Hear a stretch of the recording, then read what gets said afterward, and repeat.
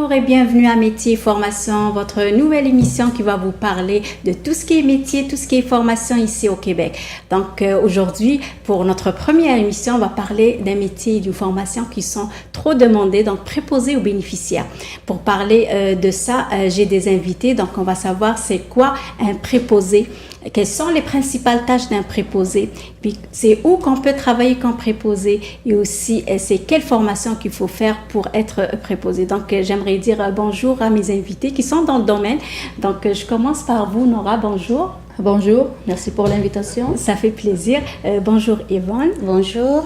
Bonjour Amine. Bonjour, merci pour l'invitation. Ça fait plaisir. Donc, pour commencer, j'aimerais que chacun de vous se présente. Donc, je commence avec vous, Amine.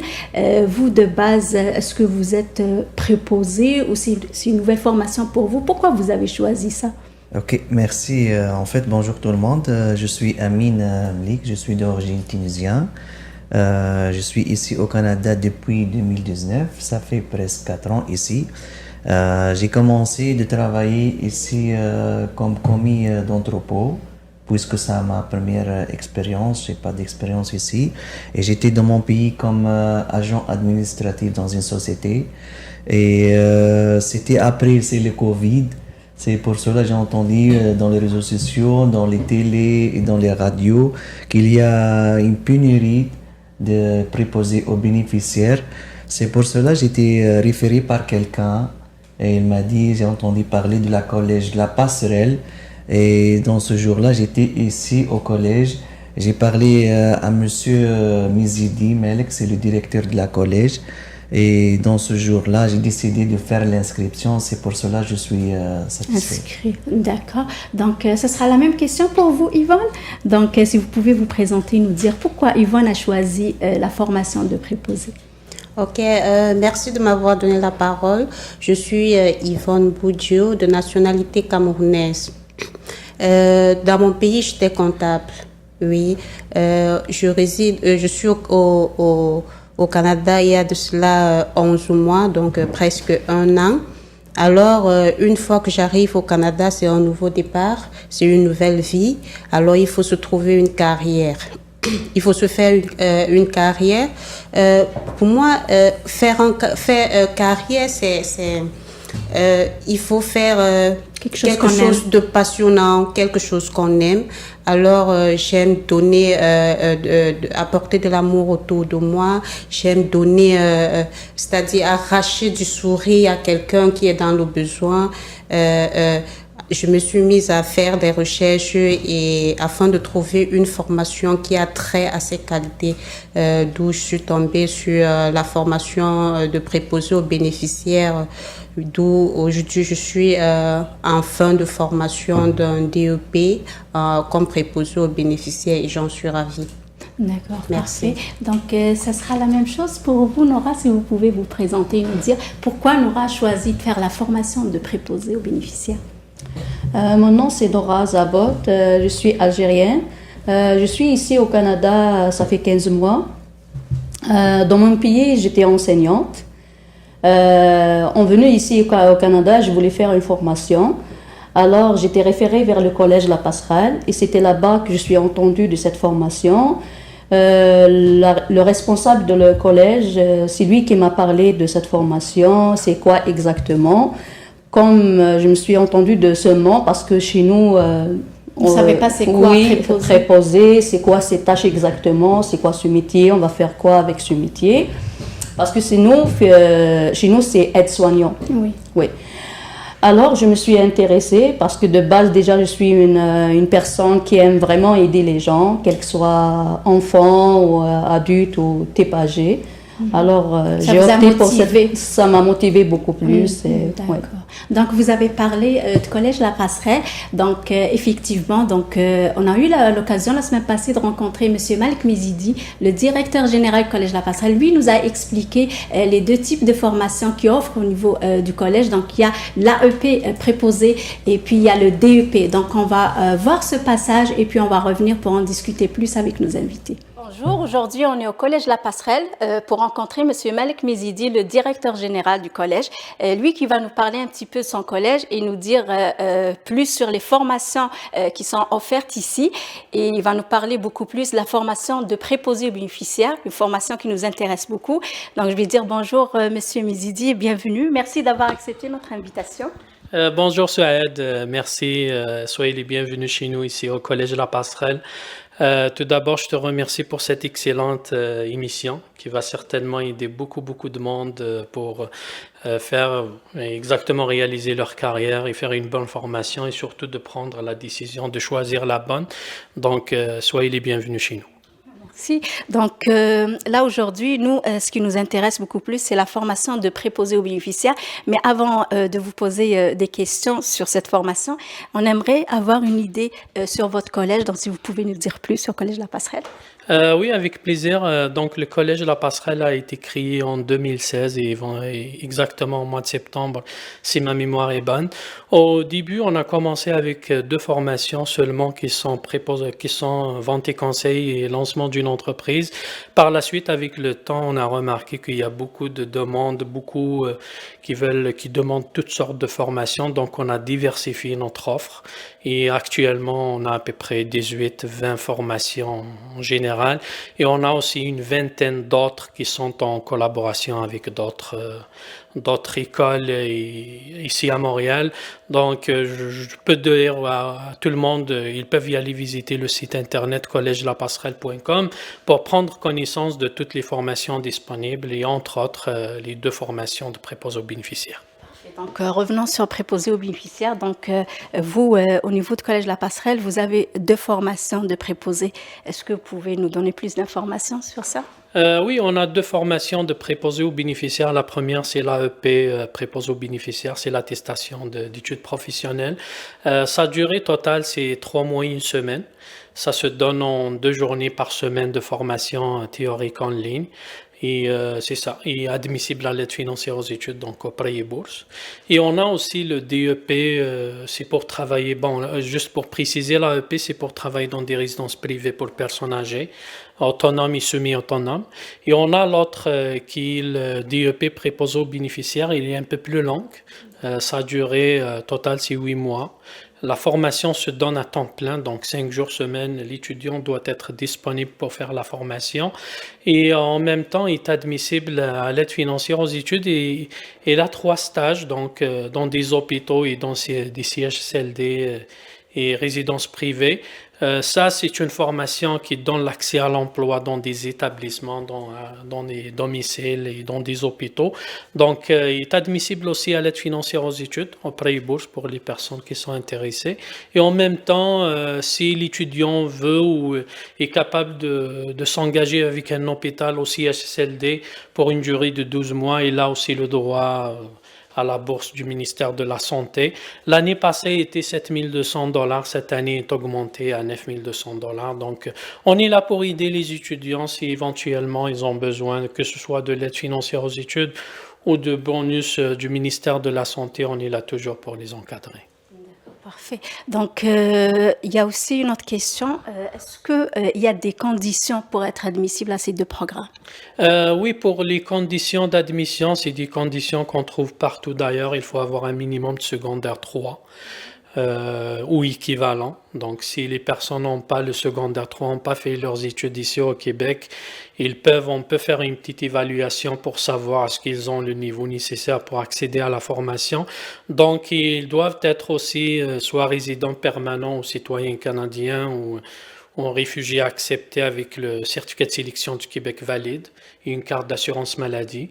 Et c'est ça. Donc, c'est ça les conditions d'admission générale. Il y a aussi une autre question, peut-être c'est tout le monde qui va se poser cette question. Est-ce qu'il y a des frais pour s'inscrire à ces formations? Non, il n'y a pas de frais comme tel. D'ailleurs, on est le seul établissement à Montréal qui offre pas des frais d'inscription. Dans ce domaine, je veux dire, dans le domaine de la santé. Je sais qu'ailleurs, il y en a où ils exigent des frais d'inscription. Nous, on a essayé quand même d'aider les gens qui veulent accéder à la formation, mais malheureusement, pour telle ou telle raison, ils n'ont pas l'argent ou quoi que ce soit. Donc, on les aide, on offre vraiment frais d'inscription $0. Donc, c'est gratuit. Les livres aussi, on les offre gratuitement. Je sais que souvent, les gens, ils demandent, Monsieur Mizidi, mais comment ça, vous ne demandez pas des frais de livres et tout ça? Écoutez, nous, on vous aime, on veut que vous soyez heureux et heureuses. Donc, on vous offre les livres gratuitement. Il n'y a pas de frais d'inscription. Maintenant, en plus de ça, dans leur formation, ils ont 2 jours de formation RCR, premier secours. On l'offre aussi gratuitement avec la carte et tout. Donc, c'est vraiment, c'est une bonne décision si quelqu'un veut vraiment se spécialiser dans ce domaine. Et il peut venir nous voir, ça va nous faire toujours plaisir de l'aider. Parfait. Donc, juste pour finir cette... Juste peut-être une petite précision de plus concernant la reconnaissance des acquis, parce que chez nous, il n'y a pas seulement de faire les 2 formations AEP et le DEP, mais on a aussi la reconnaissance des acquis. Comme vous le savez, après la COVID, il y a le programme Logo qu'on appelle pour les préposés aux bénéficiaires où ils ont recruté plus de 10 000 employés. Il y en a beaucoup qui veulent aujourd'hui travailler dans des hôpitaux et CHSLD, mais malheureusement, à cause de leur formation qui est AEP, donc ils n'ont pas l'accès. Nous, ici, on peut faire la reconnaissance des acquis. Ça veut dire on va reconnaître leur expérience après l'évaluation du dossier. On va reconnaître leur expérience. On va déterminer c'est quoi les modules supplémentaires qu'ils devront faire pour avoir le DEP préposé aux bénéficiaires qui donne l'accès à l'emploi dans des CHSLD, des hôpitaux et à domicile. Et aussi, je précise, l'évaluation, c'est gratuite. Il n'y a pas de frais d'admission et tout est gratuit. Merci. Donc, avant de finir, on aimerait aussi savoir, pour les personnes qui sont intéressées à faire ces 2 formations, donc si vous pouvez, juste nous dire c'est quoi votre site, est-ce que vous avez des pages sur les réseaux sociaux, comme ça, pour aider les autres? Oui, pour les personnes qui veulent s'inscrire chez nous, donc il y a plusieurs façons. Premièrement, ils peuvent venir sur place. On est situé au 7042 boulevard P9 à Montréal, c'est Collège La Passerelle. Et sinon, ils peuvent faire ça aussi sur notre site web, www.collegelapasserelle.com. Ils vont aller juste à la rubrique inscription en ligne. Ils vont compléter le formulaire et nous faire parvenir les documents demandés. C'est ça. Sinon, ils peuvent nous contacter aussi par l'entremise de notre page Facebook, qui est collegelapasserelle.com. Il se vend aussi, prochainement, on va mettre aussi beaucoup plus d'informations sur toutes sortes de programmes. Donc, j'invite les personnes qui nous regardent actuellement d'y aller voir notre aussi chaîne YouTube qui va être active. Il est actif actuellement, mais il va être actif encore prochainement, un peu plus de vidéos, un peu plus d'informations sur les programmes. Donc, je vous remercie, Monsieur Mizidi, pour l'accueil. Et puis, je vous dis bonne continuation dans ce que vous faites. Et peut-être on va se revoir une autre fois pour d'autres formations. Donc, dernier mot? Oui, je vous remercie tout d'abord quand vous êtes déplacé nous voir, poser toutes sortes de questions. Espérons qu'on a répondu quand même à pas mal de questions des gens qui nous regardent actuellement ou des futurs étudiants. Donc, je vous remercie pour vous aussi.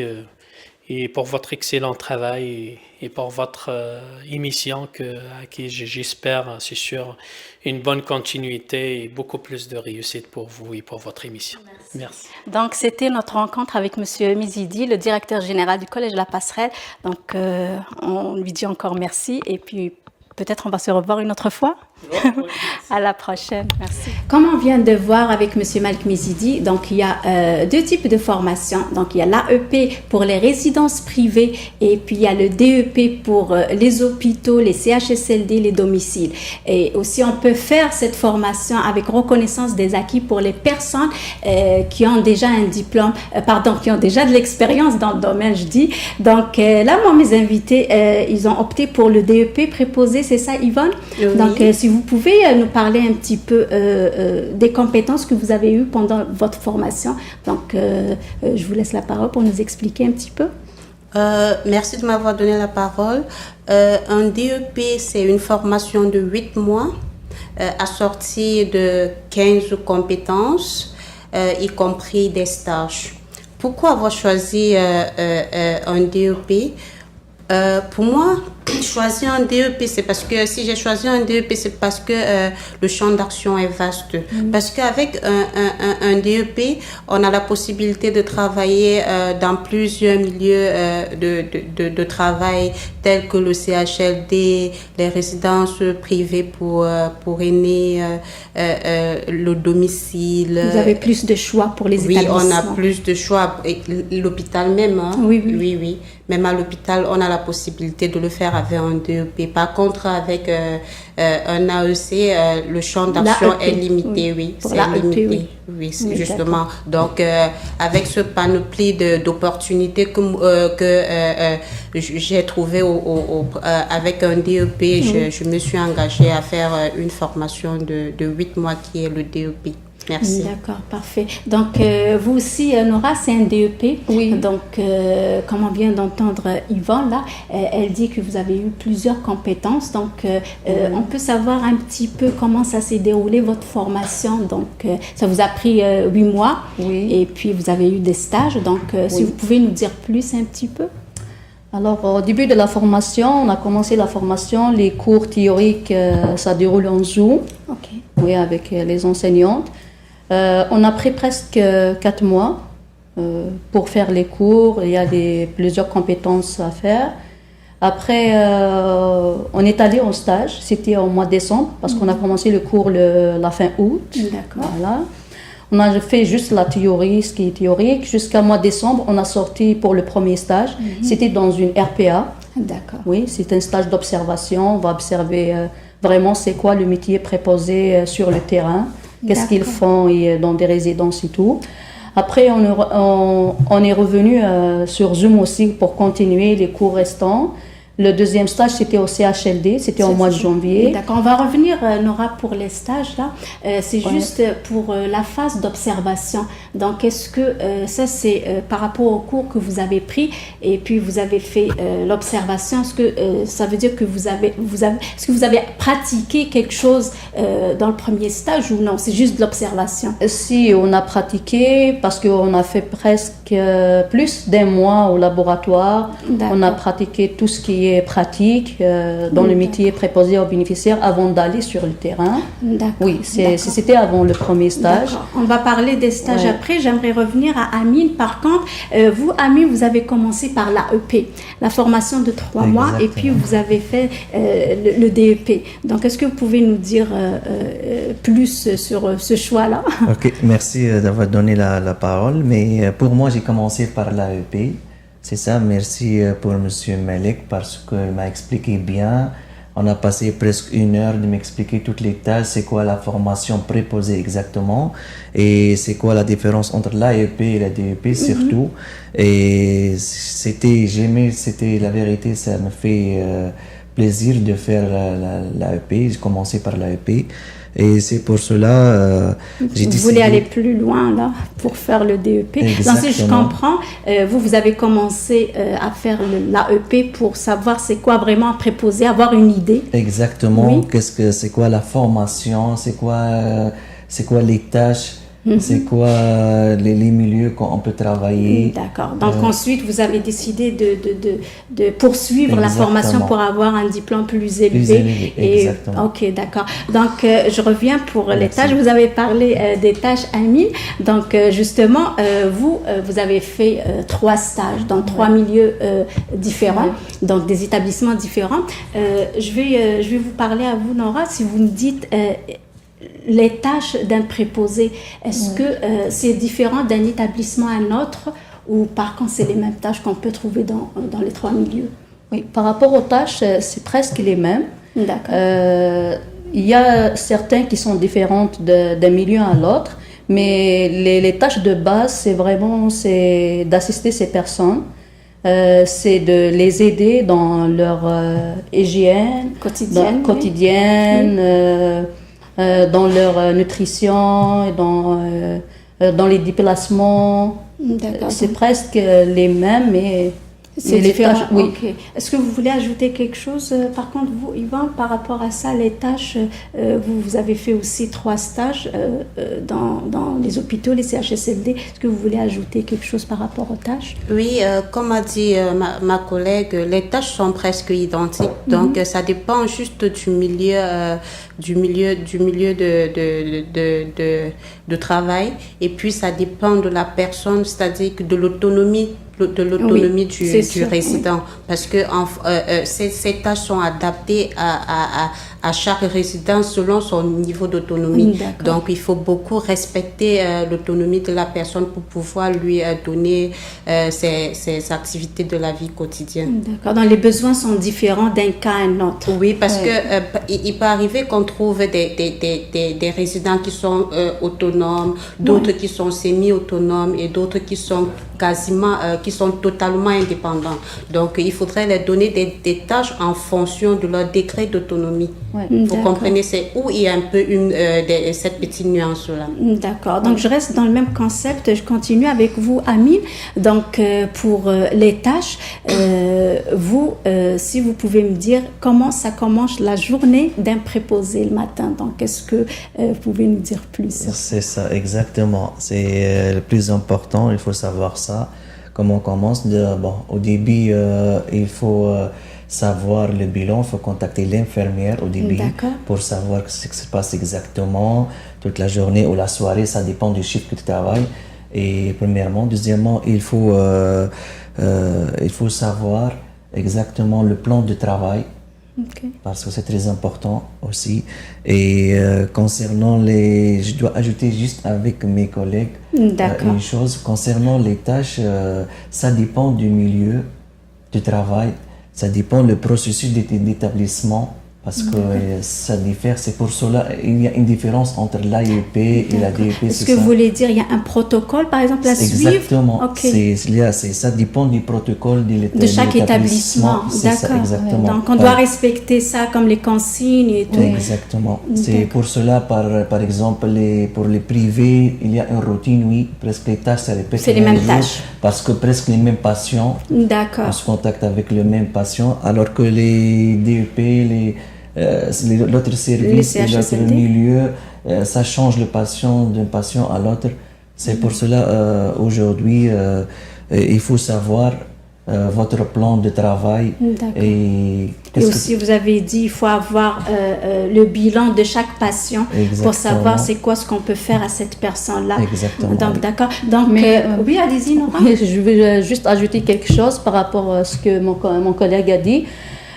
Il a dit, parce que même nos tâches, c'est aussi de collaborer avec les infirmiers. Justement, parce que c'est nous, comme on dit, c'est nous les yeux et les oreilles de l'infirmier. C'est nous qui rapportent les changements, quel que soit dans l'état de la personne ou les changements de son comportement à la personne responsable ou à la personne qui s'occupe de dossiers de clients ou d'un résident. D'accord. Oui. Donc, si je comprends bien, vous avez un protocole à suivre et puis vous avez un bilan de chaque patient, mais aussi vous avez un bilan ou un à transmettre à la fin de la journée pour la personne responsable et c'est elle qui va évaluer l'état de la personne. D'accord. Donc, vous voulez ajouter quelque chose, Yvonne? Oui, je voudrais ajouter quelque chose par rapport à la question posée. Vous savez, la journée d'un préposé, ça dépend d'un milieu à l'autre. Oui. Vous voyez, par exemple, si je suis par exemple dans une CHLD où j'ai fait mon stage, c'est quoi la journée d'une préposée? Il faut comprendre que cette journée, être préposé, ça roule. On est tout le temps en mouvance. Donc, le matin déjà, on va prendre le rapport de ce qui s'est passé dans le quart de nuit. On doit avoir le rapport. Qu'est-ce qui s'est passé? Est-ce qu'il y a un résident qui a été souffrant dans la nuit? On doit l'avoir pour pouvoir prendre soin, savoir comment prendre soin de ce résident. Et ensuite, très tôt le matin, on doit réveiller les résidents. On doit les faire une petite toilette partielle, les amener au déjeuner. Après le déjeuner, on va continuer avec des soins, peut-être des soins complets ou des toilettes complètes ou des toilettes partielles. Et comme ça, juste après avoir fini, il va falloir qu'on pense au dîner. Il y a le dîner. on les accompagne au dîner. Des résidents qui doivent être alimentés, on doit les alimenter, qui ne sont pas capables, on doit les aider. Donc vous êtes là à chaque minute. Oui, à chaque minute, moment, on doit être vous là. êtes là pour ces Oui, à patients. chaque moment, on doit être là. C'est comme ça. Et c'est-à-dire, le préposé a toujours quelque chose à faire. À donner. Même quand on n'a rien à faire, il y a les programmes de marche qu'on doit faire avec les résidents. Des activités. On doit les accompagner, faire des activités. C'est à peu près ça, la journée du Vous êtes en préposé. assistance, si on veut dire. Oui, Donc, on est en assistance et puis c'est un travail d'équipe, vous comprenez, c'est un travail d'équipe, ça veut dire, moi par exemple, il y a des informations que si je constate quelque chose qui ne va pas au niveau du résident, Vous moi allez je dois signaler. relayer l'information à l'infirmière pour qu'elle puisse prendre des mesures appropriées par rapport à son état de santé.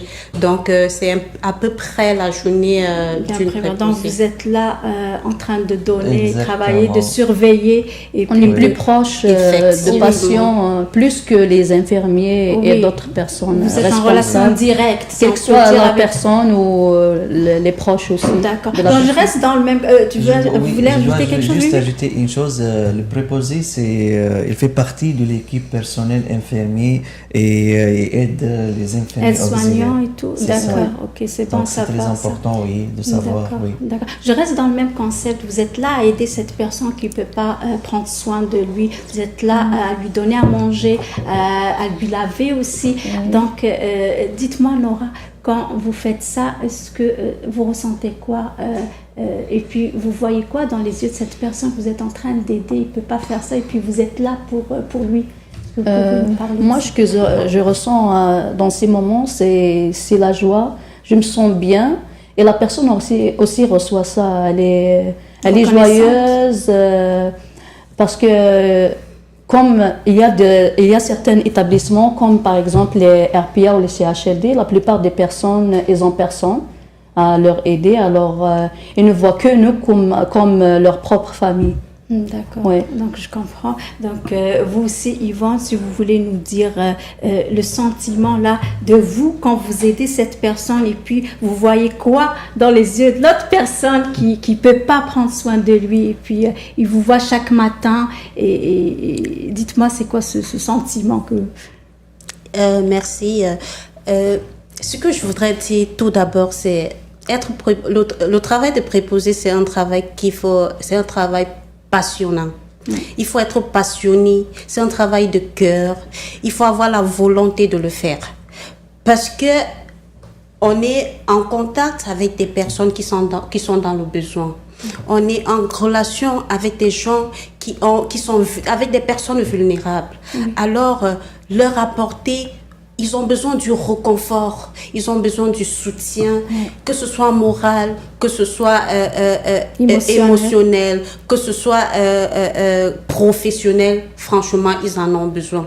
Alors, au finish, quand on parvient à apporter une aide, une contribution à quelqu'un qui est vraiment dans le besoin, on ne peut qu'avoir un sentiment de réconfort, un sentiment de joie en fait. C'est une fierté parce que Vous voyez le sourire dans même dans le le visage de cette Exactement. personne. parce oui. qu'on a pu arracher du sourire à quelqu'un qui était vraiment dans le besoin. Ouais. Pour moi, c'est ce que je peux dire. Donc, travailler auprès de ces personnes, franchement, il faut être passionné. Il faut aimer ça. Il faut aimer ça. Il faut avoir ce cœur pour pouvoir leur venir en aide. Oui, Amine, vous voulez... rajouter Exactement. quelque Pour le métier préposé, il faut être, c'est plus humain que nature. chose? Oui, ça, c'est l'aspect il faut- humain qui se trouve là. Exactement. Il faut traiter les personnes Comme un des membre de personnes. famille. Exactement. Ouais, ouais. Exactement. C'est le plus important. Il faut être responsable aussi. Il faut la sécurité des patients. C'est très important. Et on est là pour les aider, les aider dans leur vie quotidienne. C'est très important. Donc, c'est un métier tellement très sensible. Très humain et Et sensible. très oui, humain. je C'est comprends. pour cela, oui. Il faut bien l'éduquer, sinon... D'accord. Donc, je reste avec vous. Après, je vais poser la même question à vos collègues là. Est-ce qu'il y a une qualité qu'un préposé doit posséder pour faire ce métier? Vous parlez de la patience. Est-ce qu'il y a autre chose que de la patience pour faire ce métier? Exactement. Concernant ce métier-là, le préposé, il faut savoir qu'est-ce qu'il va faire exactement. C'est pour cela il y a des stages, il y a des compétences, il y a des lois. Il faut respecter les lois et c'est pour cela il faut être aussi... Il faut aimer ce que vous êtes en train de faire. C'est ça, et avec une grande passion, c'est très important, la patience et la responsabilité. C'est pour cela, le préposé, il va transmettre toutes les ses informations connaissances à l'infirmière, à la personne responsable. Donc, il faut bien savoir qu'est-ce qu'il va faire exactement. Donc, dans tout ça, si je comprends, vous parlez plus de la responsabilité. Il faut être responsable pour pouvoir faire ça. Est-ce que, Yvonne, vous avez une autre qualité à ajouter pour être préposé? Comme qualité, moi, je dirais... c'est beaucoup plus le côté humain que je vais mettre en exergue. Parce que... Ces personnes, c'est des gens qui ont besoin d'amour, franchement. Et avec eux, il faut être beaucoup patient. Il faut être trop patient parce que dans ce métier, on voit... il y a toutes sortes de situations. On a par exemple des personnes qui ont des troubles cognitifs. Il faut savoir les gérer. Vous comprenez? Si tu n'es pas patient, tu ne peux pas gérer quelqu'un qui a des troubles cognitifs. Franchement. Et si tu n'as pas également les moyens adéquats, tu ne pourras pas. On a également des gens, on trouve également des patients qui sont agressifs. Quelqu'un qui n'est pas dans son domaine, qui n'est pas dans qui n'a pas le cœur, ne sait pas comment gérer la situation. Voilà. Et puis peut-être, imaginez-vous dans un cas d'agressivité où la personne hausse le ton à quelqu'un qui est déjà, je sais pas, qui est déjà dans cet état. Imaginez la suite. Imaginez la suite. Donc il faut avoir également les qualités pour le faire, pour les gérer. En plus d'être patient, il faut avoir la qualité. Donc, c'est ce que je pourrais ajouter. Merci. Merci, Yvonne. Donc, vous, Nora, je vais rester aussi toujours dans le même concept, puisqu'Yvonne avait parlé d'un point. Elle a dit qu'il y a des personnes difficiles à gérer. Et je sais que vous, dans votre formation, vous avez eu peut-être des compétences que vous êtes en train d'appliquer et puis qui vous aident à gérer ce genre de situation. Est-ce que vous pouvez nous parler, s'il y a quelqu'un, par exemple, qui est difficile à gérer, comment vous faites pour gagner sa confiance et puis vous pouvez travailler avec cette personne-là? Oui. Je voulais juste ajouter par rapport à les qualités. Il faut aussi que la personne, il faut il faut qu'elle aime la routine parce que c'est un travail de routine. Il faut aussi avoir la responsabilité, le sens d'observation, comme j'ai déjà dit, parce qu'on est les yeux et les oreilles de l'infirmière. C'est nous qui rapporte tout à la personne responsable. Par rapport à les cas d'agressivité ou comme ça on ne peut pas dire agressivité, mais on va dire des personnes qui sont difficiles à gérer. Oui, c'est ça. Comment intervenir? Exactement. Est-ce qu'il y a un moyen ou une compétence qui vous a montré comment intervenir, qu'on vient de dire, pour gérer ce genre de... Oui, on a fait ça à l'école parce que au niveau des pratiques, on a étudié plusieurs mises en situation. Comment se comporter avec une telle personne, quoi faire, quelles sont les aptitudes adaptées et tout. Tout ça, ça nous a permis au champ de travail d'appliquer ça et c'est réussi. Parce que pour gérer ça, c'est l'approche de patient. Il faut avoir l'approche. C'est-à-dire il faut se rapprocher de la personne, il faut gagner sa confiance. Exactement. Comment intervenir exactement avec dans des cas. Oui, si on est à l'écoute, surtout l'écoute, et de ne pas juger la personne. Oui, ou argumenter, c'est-à-dire il faut être juste à l'écoute. Et le plus important, il faut être calme avec le patient. C'est ça, il faut être calme, ça c'est ça sûr. Le plus important. Oui, il y a des compétences qui nous apprennent comment on fait intervenir exactement et les moyens comment on peut intervenir dans des situations délicates et des situations agressives.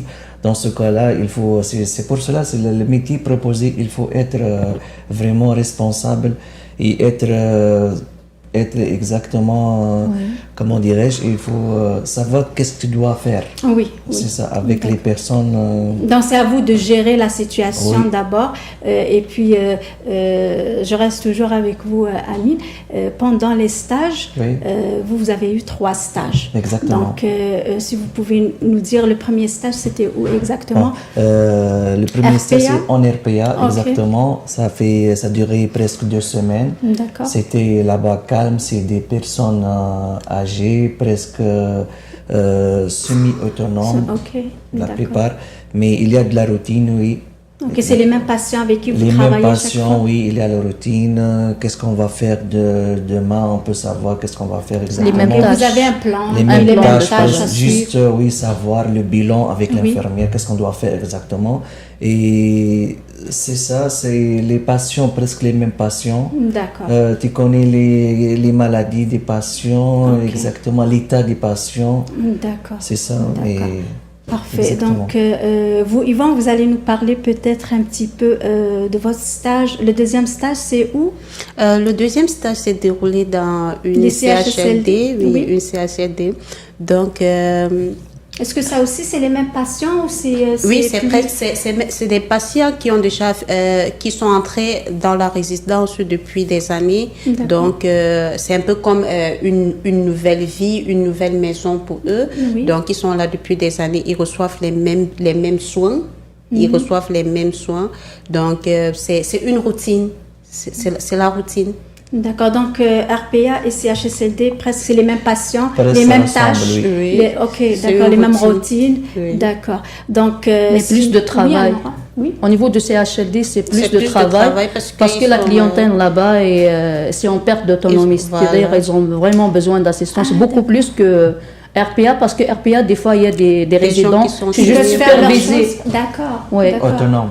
D'accord. Ils sont capables de faire leurs peuvent tâches faire. eux-mêmes, Ok. oui. Ouais, Ils- on ils les peuvent- aide, mais d'accord. pas totalement. D'accord. Dans les CHSLD, c'est l'aide partielle pour eux. D'accord, si je CHLD, c'est l'aide comprends. totale. D'accord. Donc Ouais. les CHSLD, c'est vraiment C'est des l'aide personnes totale, qui ont oui. besoin, Ouais.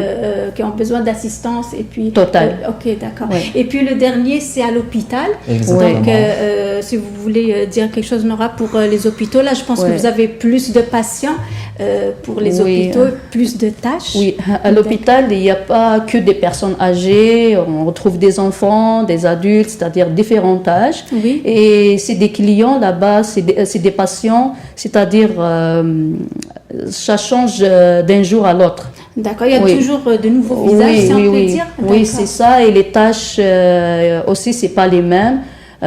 Tout dépend de l'étage où on travaille à l'hôpital. Comme nous, on a effectué notre stage à les urgences. À les urgences, beaucoup plus, c'est les beaucoup de déplacements. Soit de déplacer un patient pour la radio, pour le scan, pour le monter dans une chambre, pour l'hospitaliser. D'accord. Donc aussi, Ouais. si je Oui. comprends, à l'hôpital aussi. C'est une autre chose. Oui, c'est Ouais. autre C'est chose. notre d'accord. milieu de travail. Ouais. On va rencontrer des différents milieux, différents départements, l'urgence, les soins palliatifs. On va changer, monter les personnes, bouger, faire toutes les À choses. l'hôpital, ça bouge beaucoup plus. Ça bouge il y a beaucoup. Oui, plus- il n'y a pas la routine, ça change D'accord. d'un jour à l'autre. D'accord. Oui. Donc, on reste dans le milieu de stage.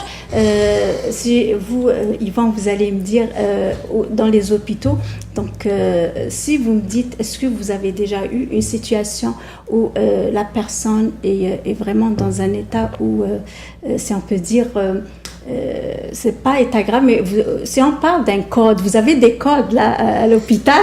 Donc, si vous pouvez nous parler un petit peu de ça face à des situations là un petit peu difficiles à gérer. Donc, est-ce que vous faites appel, par exemple, aux infirmières? Est-ce qu'il y a des médecins? Ou sinon, c'est vous aussi qu'on trouve en premier avant les autres? Oui, pour dire, à l'hôpital, en fait, c'est un milieu qui bouge. Oui. Parce que on va dire les clients, ils sont du moins ils sont rotatifs. Ça veut dire tu vas venir aujourd'hui, tu vas trouver tel client, mais d'ici le soir, Lendemain. peut-être si sa situation s'améliore, il ne pourra plus être là. Donc c'est changeant. Pour dire, à l'hôpital, moi j'ai fait mon stage aux urgences où ça roulait tellement. On avait tellement des cas, des situations. Tu vas voir par exemple quelqu'un qui vient avec des plaies. Oui. Qui vient avec des plaies, le sang qui gît partout et tout. Donc, il faut trouver la stratégie à pouvoir accueillir la personne. Vous savez, quand on est préposé aux bénéficiaires, surtout à l'hôpital, quand le client arrive, la première personne que le client voit, c'est le préposé, avant d'arriver chez l'infirmière. Donc, le préposé doit d'abord faire sa tâche avant que l'infirmière, maintenant, vienne continuer les soins. Je peux savoir c'est quoi cette tâche, par exemple, dans le premier, par exemple, vous avez un cas et puis il est là, c'est quoi cette tâche? Si, par exemple, il peut avoir quelqu'un qui arrive avec des grosses blessures, peut-être qui a fait l'accident, vous comprenez un peu, il faut savoir, premièrement, s'occuper de la personne. Est-ce que il faut être calme devant la personne? Il faut avoir le sang-froid parfois. Oui, parce que il faut essayer de nettoyer la personne et afin que l'infirmière puisse, par exemple, venir continuer les soins. On a rencontrer par exemple des codes à l'hôpital, comme quelqu'un qui vient, on te lance un code bleu. Un code bleu, par exemple, c'est quelqu'un qui est en arrêt cardiaque. Donc, il faut réanimer la personne.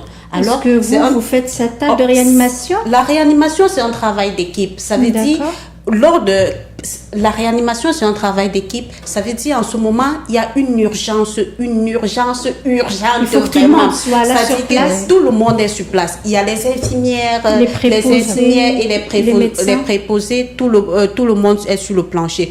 Premièrement, quand il y a un arrêt cardiaque, vous allez voir, la première personne à commencer la réanimation, c'est l'infirmière. L'infirmière va faire à son tour, une fois qu'elle est fatiguée, le préposé doit prendre la relève. D'accord. Maintenant, quand l'autre préposé est fatigué à donner des compressions, elle va appeler sa collègue qui va encore donner des compressions. Donc, c'est à tour de rôle. Jusqu'au finish, on doit sortir la personne de cette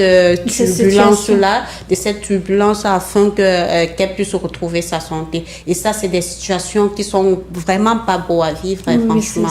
Donc, on met tout en exergue en ce moment pour sauver la vie à cette personne. Et c'est ça le travail du préposé. C'est-à-dire on aille par priorité. Oui. On aille par la priorité. D'accord. Donc, il y a l'infirmière d'abord et puis le préposé. Et si ça nécessite un médecin, il faut qu'il y ait un médecin. C'est ça, l'hôpital, c'est une autre chose. On va rencontrer beaucoup de situations, différentes situations, mais il faut savoir comment intervenir, c'est le plus important. Avant d'évaluer la situation, il faut aviser les personnes responsables, c'est plus important. Il faut être en forme, être à l'écoute. Et surtout, travailler en équipe, il faut bien. On va rester toujours dans ce concept. Est-ce que vous êtes autorisé à toucher à des appareils, par exemple, comme préposé? Je sais qu'il y a la médication. Est-ce que je continue avec vous, Amine? Après, il y a vos collègues qui vont ajouter des choses par rapport à ça. Est-ce que vous êtes autorisé à toucher à des appareils ou des médicaments? Est-ce qu'on peut savoir? Ça dépend de l'appareil. On n'a pas le droit de toucher tout comme préposé. Et tout le temps, il faut avec l'infirmière, c'est normal.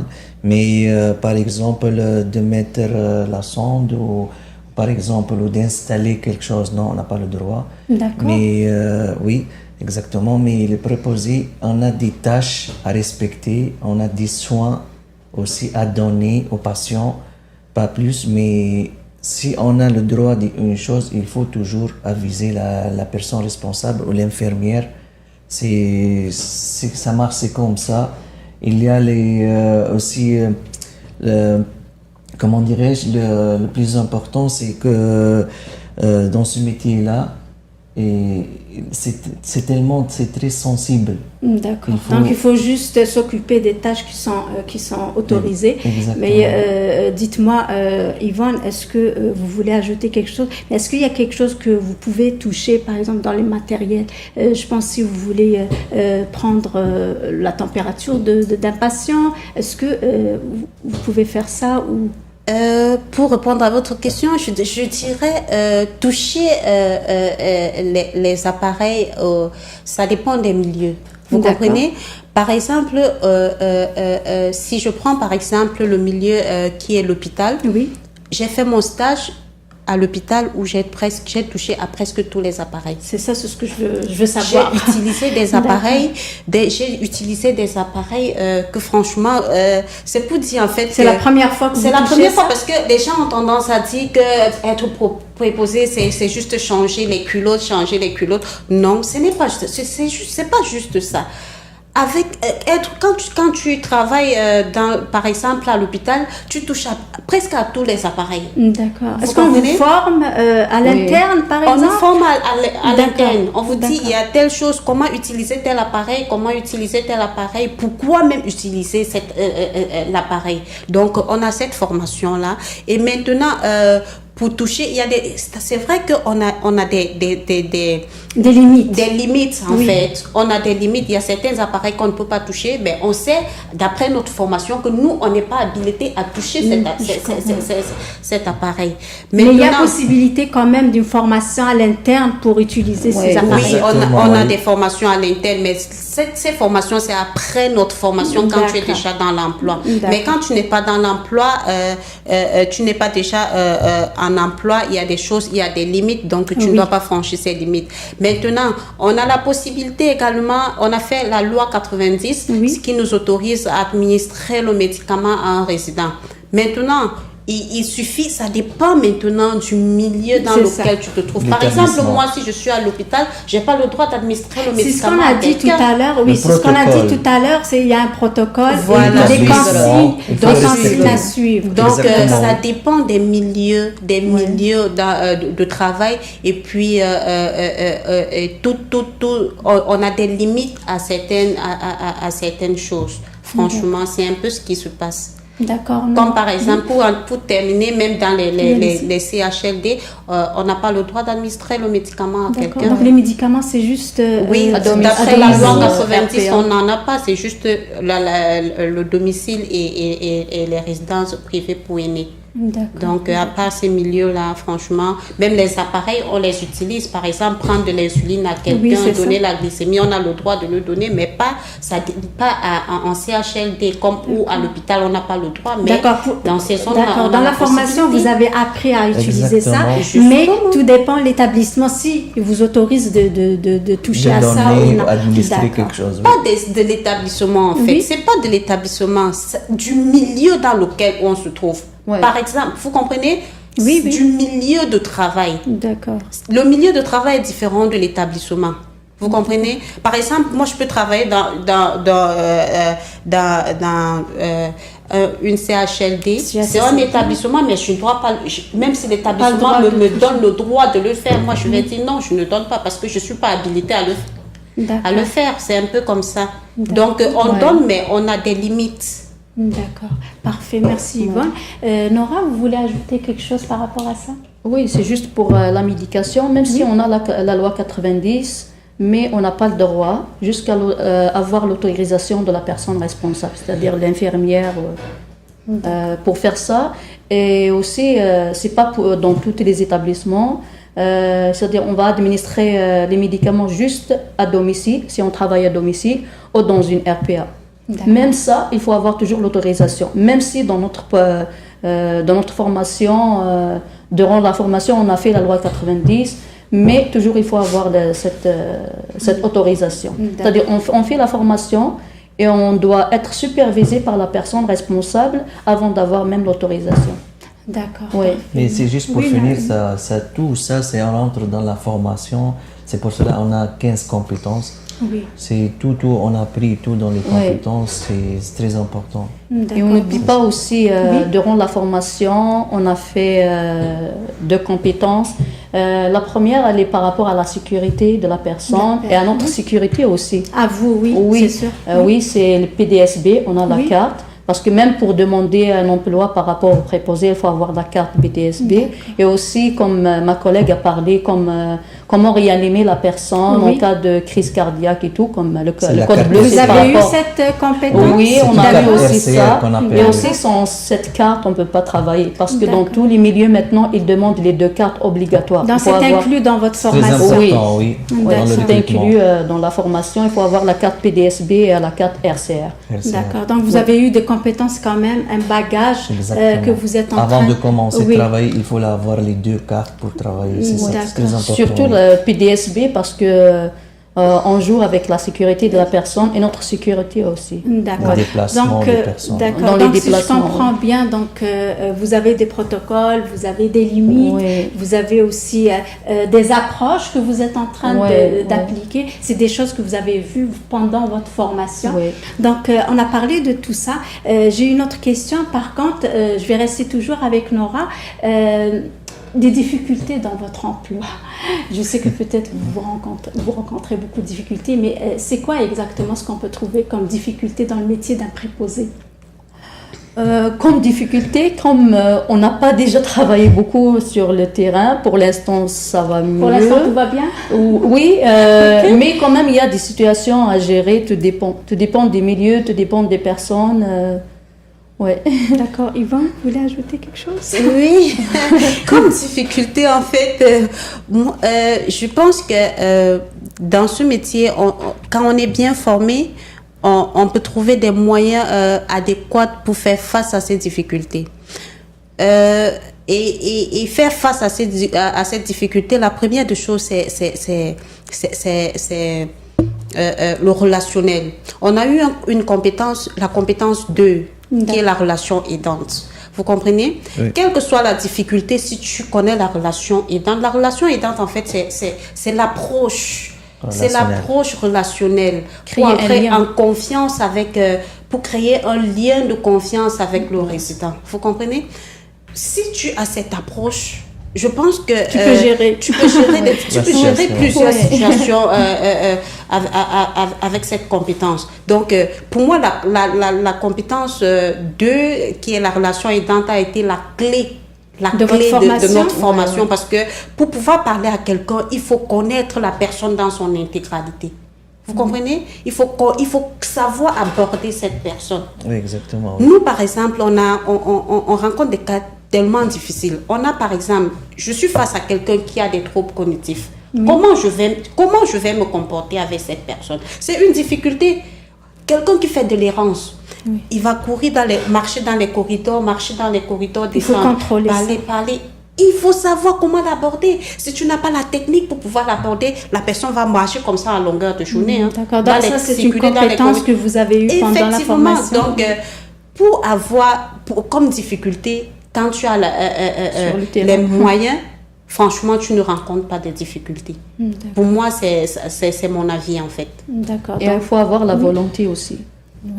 Donc, je reste dans les compétences. Yvonne a parlé de cette compétence. Y a-t-il, Amine, une autre compétence qui est aussi importante que l'approche relationnelle, comme elle dit Yvonne? Et la plus importante, c'est la sécurité des patients. Ok, ça aussi, c'est une compétence que vous avez eue? Oui, il faut savoir comment sécuriser la personne, les patients. C'est très important parce qu'on est là pour le sécuriser, la responsabilité. Pour prendre soin de lui. Exactement. Mais moi je vois personnellement, n'importe quel métier, il y a des difficultés. Mais le plus important, comment on peut intervenir. Gérer aussi. C'est ça, la situation. Si tu as les techniques, comment tu peux gérer la situation et tout ça marche. Moi, je pense bien. que vous avez quand même eu beaucoup de compétences qui vous ont aidé, mais aussi il y a des compétences clés, comme vient de dire Yvonne. Mais je pense que toutes les compétences, quand même, ça va vous servir à quelque chose dans votre emploi. Donc, si je termine cette rencontre, j'aimerais savoir si une personne souhaite ou désire faire préposer et puis cette personne elle hésite de faire cette formation.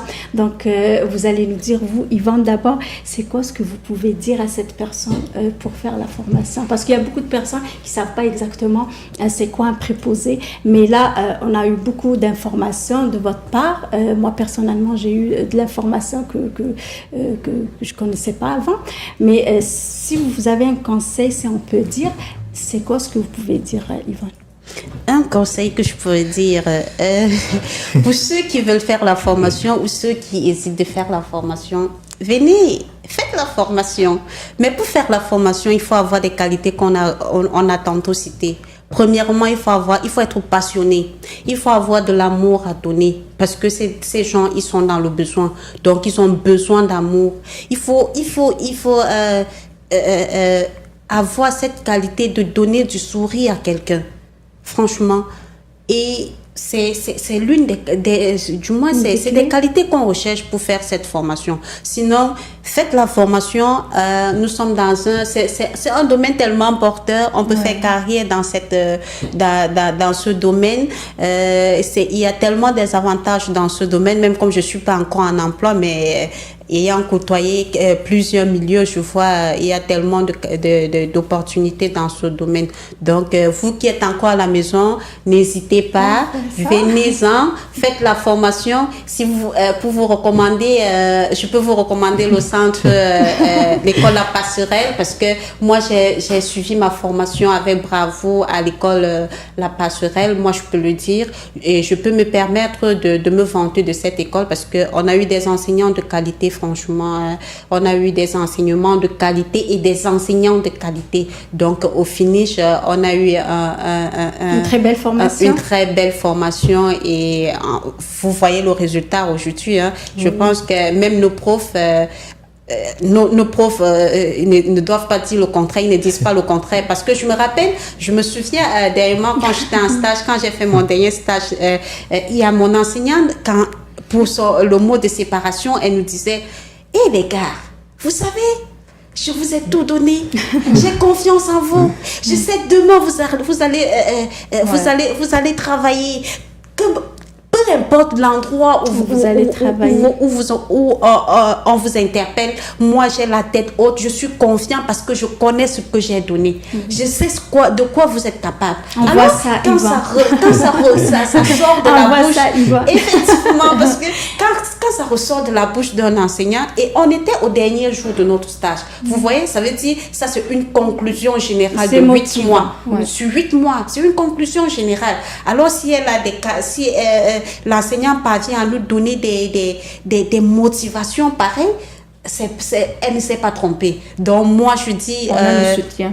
Oui, parce que et ça nous donne un sentiment de réconfort, un sentiment d'accomplissement aussi, parce que on se dit si jusqu'aujourd'hui on a des sentiments comme ça, pour moi ça veut dire je suis à la bonne place. Oui, je vois ça. Donc vous qui hésitez de faire la formation, venez à l'école au collège La Passerelle et faites la formation, vous n'en serez pas déçus. Merci beaucoup pour la question. Pour moi, je vous conseille de faire la formation au collège La Passerelle. C'est une excellente formation, surtout au staff et tous les enseignants. Je vous remercie bien les enseignants, grâce aussi au monsieur Malik Mizidi, notre directeur. Il a encouragé beaucoup. Et aussi, je vous dis une chose que c'est très importante. Ici au collège, il y a beaucoup de patience avec les élèves. Ils ont beaucoup de l'écoute aux élèves, qu'est-ce qu'ils veulent exactement. Ils aident beaucoup les élèves. C'est une excellente expérience, excellente école, vraiment. Je veux remercier encore M. Malik Mizidi. Il m'a encouragé beaucoup. Et grâce aux enseignants, vous étiez bien orienté et puis vous avez fait le bon choix pour votre formation. Exactement. Donc, et surtout, il faut avoir une grande capacité de patience et il faut être responsable et pour exercer ce métier-là. C'est ça, exactement. Moi, ce que je vois là, que vous aimez ça, et puis on est très satisfait. Oui, je vois que vraiment, vos enseignants vous ont transmis quand même cet amour pour cet emploi. Donc, je vais laisser aussi Nora dire un mot là pour les personnes qui hésitent. Nora, est-ce que vous voulez ajouter quelque chose? Moi, je partage la même idée avec mes collègues. Oui, c'est juste, il faut avoir l'amour. Si on a cet amour, si on aime vraiment ce métier, on aime aider les gens, on aime assister aux gens, venez faire cette formation, n'hésitez pas. Et aussi, juste un point, il ne faut pas juste dire que préposer, ça limite. C'est juste à aider les gens dans leur hygiène ou dans les soins, quels que soient, les laver ou les changer. Non, il y a aussi les préposés peuvent même travailler dans des écoles avec des enfants. Des hôpitaux pour enfants. Oui, des aussi. centres Donc, de réadaptation. Oui, c'est pas juste hôpital, CHLD, RPA ou à domicile. Il y a les centres de réadaptation, il y a aussi les écoles. D'accord, ça c'est intéressant. Il ne faut pas oublier, il y a une pénurie vraiment des préposés. C'est comme j'ai dit tout à l'heure dans mon introduction, là, j'ai dit que c'est un métier qui est trop demandé, donc il y a plus d'opportunités. Avec un bon salaire. Oui, c'est ça. Parce que maintenant, un préposé, il touche très bien. D'accord. Ça commence à 25 maintenant, avec le gouvernement, ça commence à 25, mais ça augmente avec l'expérience. Et donc, et on a beaucoup de overtime, donc on peut travailler comme on veut. Hein. Donc, si tu veux te faire de l'argent, tu as la possibilité. Oui, selon les disponibilités. Il y a tellement de choses. Et avec la formation proposée, vous pouvez passer l'examen de l'infirmier. Vous pouvez être infirmier aussi. Il ne faut pas oublier, mais juste une année d'expérience. Oui, j'ai parlé avant avec vous, Ami. Vous avez dit que vous voulez faire ensuite infirmier. Exactement. Et puis ça, c'est un raccourci pour vous aussi. Exactement. Parce qu'il y a des compétences que vous avez eues pendant la formation. C'est ça. D'accord. Donc, pour finir, j'aimerais vous laisser la parole et dire un dernier mot. Donc, je vais commencer par vous, Yvonne. Donc, votre dernier mot pour finir l'émission. Oui. Ah, ben, le temps était très court. Hein? Un dernier mot pour finir l'émission. Je voudrais dire, premièrement, merci aux enseignants de nous avoir donné cette belle formation. Je voudrais leur dire merci pour leur patience. Ils ont été trop patients avec nous. Ils ont été toujours là pour nous. Quand je dis ce remerciement, je vois tous mes enseignants en face de moi parce que ils ont donné tout de leur amour pour nous donner cette belle formation. Et au finish, on a une formation de qualité. Je voudrais dire merci à mes collègues parce que c'était un travail d'équipe. Dans l'ensemble, nous avons bravé. Oui. Aujourd'hui, nous sommes au finish, au soir du jour de notre formation et tout le monde ressort avec la tête haute et ayant reçu des connaissances de qualité. Et pour ça, je leur dis bravo. Je dis également merci à ma famille qui m'a soutenue tout au long de cette formation, à mes amis et connaissances. Et pour ceux qui hésitent, franchement, on a reçu une très bonne formation. Donc, n'hésitez pas de passer à la passerelle, vous faire former. Sur ce, je vous dis merci pour tout. Merci Yvonne, beaucoup de succès dans ce que vous faites. Merci. Donc, vous aussi, Amine, un dernier mot? Bon, pour finir, merci pour l'invitation. Je suis vraiment aujourd'hui très content pour l'invitation. Et je vous remercie beaucoup les enseignants et tout ce qui nous dirige vers le bon choix. Et surtout, Monsieur Melek Mizidi, il est très compétent avec nous. Je vous remercie aussi toutes les staffs de l'école. C'est vraiment excellent. N'hésitez pas, je vous conseille de n'hésitez pas de faire l'inscription le plus tôt possible. C'est vraiment un bon domaine. Et c'est avec la pénurie aujourd'hui.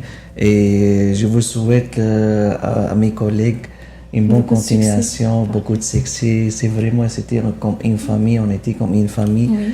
Et en fin de compte, je vous remercie pour vous aussi. Merci. Merci Amine, beaucoup de succès vous aussi. Merci. Et puis aussi beaucoup bonne chance pour la suite de votre formation. Merci. Oui.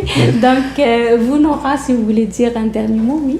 Tout d'abord, je tiens à vous remercier pour l'invitation. Avec plaisir. Je tiens aussi à remercier toute l'équipe, les enseignantes qui Était là pour vous. qui étaient là pour nous jusqu'à la fin de cette formation. C'est grâce à eux qu'on a avancé, qu'on a réussi et on a aimé cette formation ici. Chaque enseignante a laissé quelque chose En vous. Oui. Si je dis le dernier, c'était le grand bravo que Madame Sylvie, parce que c'est l'enseignante qui nous a encadrés au stage. Comme un arrière, comme commentaire à donner pour nous, juste elle a écrit bravo pour nous. Ça m'a fait vraiment plaisir, ça m'a encouragé beaucoup plus. Et je n'oublierai jamais Madame Cindy, aussi notre enseignante. À chaque fois qu'on réussit quelque chose, elle nous dit « Je suis fière de vous, je suis fière de vous ». Ça nous donne le courage d'avancer. Oui, c'est comme si on n'a pas passé 8 mois comme ça en Zoom, à l'école. Il n'y avait pas de on n'a pas pression, senti il y cette avait durée. Avec eux, on n'a pas senti cette durée. Il y a aussi l'autre enseignante qui s'appelle Marie-Christine, qu'on adore beaucoup aussi. Mais elle est compétente, elle veut vraiment qu'on réussisse cette formation. Ce qu'elle a dit, allez Montréal, ça reste pas beaucoup. Que ça soit pas long, allez-y, go. Oui, ça nous réveille, ça nous donne de la force à continuer. C'est vraiment, moi, c'est grâce à eux que je suis arrivée à ce stade.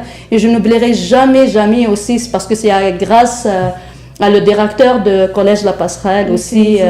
Oui. Ça fait plaisir d'entendre Oui. ça. Donc, de toute façon, moi, ce que j'ai vu là, vous êtes motivé, vous aimez ça, et je vois aussi que vous êtes bien encadré. Vous étiez bien encadré, et puis vous allez appliquer ces compétences sur le champ là, de travail. Sûr, donc, je vous souhaite beaucoup de succès. Merci. Et bonne continuation. Donc, je veux ajouter juste une chose concernant la dernière stage. C'est un milieu public, c'était dans l'hôpital, c'était surtout avec Madame Dominique. Ça passe vraiment excellent, c'est un bon stage. Donc, moi, j'aimerais vous dire merci d'être merci à vous. ici, et puis merci pour toutes ces informations. Donc, c'est vraiment intéressant. Je vous souhaite beaucoup de succès dans votre emploi et bonne continuité. Merci, et j'aimerais dire aussi merci à vos enseignants. Donc, je vois cet amour, je vois de la passion dans ce que vous faites. Et puis, je sais que vous allez avoir un avenir dans moi, si ils me disent de refaire cette formation, je vais la faire avec joie. Maintenant, oui. J'ai pas vraiment regretté par rapport à ça. Oui, même si j'ai changé le domaine et tout, mais j'ai pas regretté. D'accord. Si ils me disent de refaire, je vais le refaire avec joie maintenant. D'accord. Donc, nous, ce qu'on peut résumer dans tout ça, donc préposé, c'est un métier non seulement qui est demandé, mais aussi qui n'est pas limité seulement pour les personnes âgées, comme vient de dire Nora. On peut travailler dans les écoles, on peut travailler dans les établissements, les centres de réadaptation. Oui, exactement. Les camps de jour également. Oui, pardon. Les camps de jour. Les camps de jour aussi, ok. Donc, là, je viens d'apprendre quelque chose aussi, Yvan. Donc, merci pour toutes ces informations. Je sais que beaucoup de personnes ne vont pas hésiter à faire ça. N'hésitez Puis pas. j'aimerais dire aussi merci à Monsieur Malik Mezedi qui nous a accueillis dans son collège et aussi merci pour toutes les informations qu'il nous a fournies. Donc, moi, je vous souhaite beaucoup de succès, beaucoup de continuité. Nous, on va se revoir prochainement pour une autre formation, pour un autre métier. Donc, d'ici là, je vous dis merci d'avoir écouté et regardé cette émission. Donc, je vous retrouve prochainement. Au revoir.